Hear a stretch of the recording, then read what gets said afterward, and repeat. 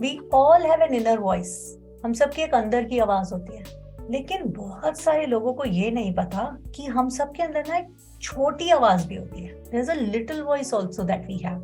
The purpose of meditation is to listen to the inner voice. What comes in the way of listening to the inner voice is the little voice.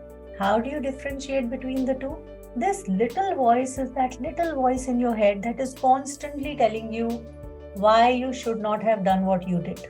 That little voice that keeps saying, बोलना चाहिए था, नहीं बोलना चाहिए था, करना चाहिए था, नहीं करना चाहिए था, should I do it, should I not do it, should I have said it or should I have not said this, should I wear this, should I not wear this, is it appropriate to do it, is it not appropriate.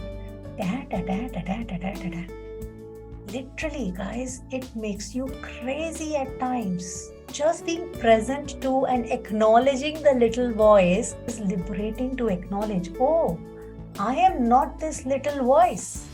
Because it is so with you all the time, you think you are that voice. No, it is not you. It is just the little voice that is there in your head. It's literally like a tape recorder of all the judgments you have ever heard.